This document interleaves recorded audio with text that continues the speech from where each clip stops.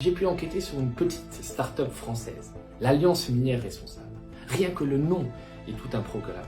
Et cette Alliance Minière Responsable se trouve au cœur d'un scandale de corruption où des dizaines et des dizaines de millions d'euros se sont retrouvés dans les paradis fiscaux, où des proches d'Alpha Condé, des diplomates français, des grands patrons du CAC 40, on pense à Xavier Niel, le patron de Free, ou à Anne Lauvergeon, l'ancienne dirigeante d'Areva, se retrouvent mêlés à cette affaire.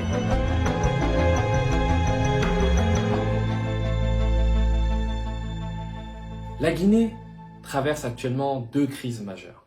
La première que nous connaissons tous est liée à la pandémie du coronavirus. Mais ce pays d'Afrique de l'Ouest traverse aussi une grave crise politique. Il faut savoir que ce pays de 12 millions d'habitants, grand comme un peu moins de la moitié de la France, a connu une trajectoire singulière. Il a beaucoup résisté à la colonisation française avant d'être la première colonie française d'Afrique à dire non par référendum à la communauté que proposait le général de Gaulle, à dire non à la France-Afrique. Et en 1958, la Guinée a conquis son indépendance. On voit par exemple qu'aujourd'hui encore, la Guinée a sa propre monnaie et n'a pas le franc CFA qu'on a imposé aux anciennes colonies d'Afrique francophone. Alors, ce pays, malgré tout cela, a connu son lot de drames, son lot de dictatures, qui aurait pu se terminer en 2010 quand l'opposant historique, ancien professeur de droit à la Sorbonne, Alpha Condé, a été porté au pouvoir. Un véritable vent d'espoir a soufflé sur la Guinée. On a cru que Alpha Condé était Mandela. C'est vrai qu'en France, il a beaucoup été soutenu, notamment par les réseaux socialistes. Le parti d'Alpha Condé est membre jusqu'à aujourd'hui de l'Internationale socialiste. Et Bernard Kouchner, qui était alors ministre des Affaires étrangères de Nicolas Sarkozy, qui est le grand ami de Alpha Condé depuis le lycée, a beaucoup poussé pour que Alpha Condé soit porté au pouvoir malgré des élections très contestées. Mais très vite, Alpha Condé a déçu les espoirs qui étaient placés en lui. On s'est rendu compte finalement qu'il n'était pas meilleur que les dictateurs qu'il avait combattus pendant toutes ces années. Notamment parce que très vite, il a réprimé des manifestations, arrêté des opposants, et qu'il s'est montré incapable de développer son pays malgré les immenses richesses du sous-sol de la Guinée. Vous avez l'or, vous avez le diamant, mais vous avez aussi la bauxite, qui est le minerai indispensable à la fabrication de l'aluminium et dont la Guinée concentre la moitié des réserves mondiales. Alors, après 2 mandats, en 2020, Alpha Condé a décidé de changer la constitution à 82 ans pour pouvoir faire 2 mandats supplémentaires et mourir au pouvoir. Bien évidemment, le peuple, lassé, s'en est pas laissé compter. Et à partir d'octobre 2019, il y a eu des manifestations monstres qui se sont tenues à Conakry, mais aussi à l'intérieur du pays, contre ce 3e mandat d'Alpha Condé et pour dire au président guinéen de quitter le pouvoir et de laisser la place à la jeune génération. C'est dans ce contexte-là que je me suis rendu en reportage pour le compte du média en Guinée pendant 1 mois et j'ai pu voir les manifestations de ce peuple courageux, mais aussi la violence avec laquelle elles étaient réprimées, puisque les forces de l'ordre n'hésitent pas à tuer, y compris des gamins, pour inspirer la peur à la population. Et d'ailleurs, j'ai été agressé à plusieurs reprises par les forces de l'ordre guinéennes.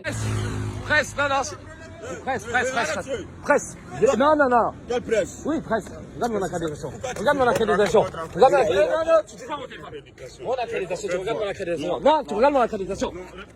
Tu regardes mon accréditation. Tu attends d'abord de filmer. Non, tu n'as pas faut que je vérifie. Enlevez le filmage. Enlevez le filmage. Vous savez ce qu'il a fait? Vous savez ce qu'il a fait? Enlevez le filmage. Et j'ai fini par être expulsé de Guinée. C'est ma 5e expulsion d'une dictature africaine, parce que visiblement mon travail et la vérité que je relatais ne plaisaient pas au gouvernement de Guinée. On ne peut pas comprendre le drame qui se joue actuellement en Guinée sans parler du sous-sol, l'Eldorado minier guinéen. Il faut savoir qu'avec l'arrivée d'Alpha Condé au pouvoir, il y a plus de 800 permis miniers qui ont été annulés. Avec l'aide notamment, Alpha Condé a requis l'aide de George Soros, le milliardaire américain, et de Tony Blair, l'ancien Premier ministre britannique. Et donc, se sont retrouvés sur le marché des centaines et des centaines de permis miniers qui ont attiré la convoitise de grandes entreprises étrangères, australiennes, chinoises, russes, mais aussi françaises. Et en Guinée, puis de retour en France, j'ai pu enquêter sur une petite start-up française, l'Alliance minière responsable. Rien que le nom est tout un programme. Et cette Alliance minière responsable se trouve au cœur d'un scandale de corruption où des dizaines et des dizaines de millions d'euros se sont retrouvés dans les paradis fiscaux, où des proches d'Alpha Condé, des diplomates français, des grands patrons du CAC 40, on pense à Xavier Niel, le patron de Free, ou à Anne Lauvergeon, l'ancienne dirigeante d'Areva, se retrouvent mêlés à cette affaire. Peu avant la présentation de ces lettres de créance, le président de la République, professeur Alpha Condé, a reçu en audience une délégation de l'Alliance minière responsable, une société minière présente à Bokeh et qui vient de boucler les études de faisabilité sur le terrain. Avec le chef de l'État, les discussions ont porté sur le partenariat gagnant-gagnant. Professeur Alpha Condé a invité ses interlocuteurs à la protection de l'environnement tout en prenant en compte des préoccupations des populations riveraines. Nous avons discuté de AMR, l'Alliance minière responsable, la société dans laquelle j'ai investi, qui a un permis de bauxite aujourd'hui près de Bokeh.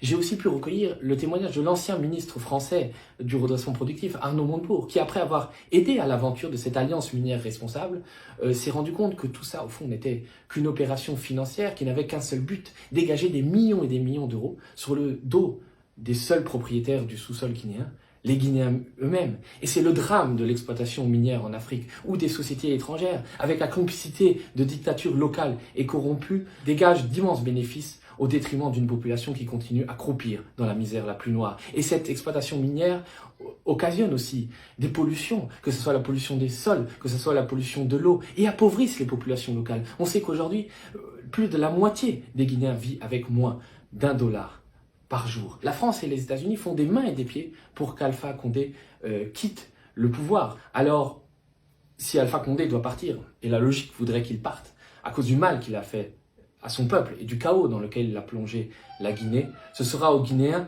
et aux Guinéens seuls d'en décider. Et c'est cette histoire que je raconte en exclusivité pour le média dans un article que peut-être vous aurez plaisir à lire. Alpha Condé, exilé durant des décennies, a toujours pu en France compter sur Bernard. Aujourd'hui, c'est Kouchner qui a besoin de lui pour faire accélérer les travaux de la maternité. Je ne doute pas que tu le régleras. Ça va être formidable. Et ce sera le début d'une protection sociale. Téléphoner Bernard, tu nous insultes de parole. Attendez, je vous passe le ministre Kouchner Bernard, parce que comme c'était un mauvais coucher, il va vous dire vous-même s'il y a à faire. C'est abus d'autorité. Ah bon? Et moi, je ne suis pas un bureaucrate. C'est pas vous continuez à les affaires pratiques là. permettez-moi. Je le suis depuis 50 ans. Je le suis depuis 50 ans.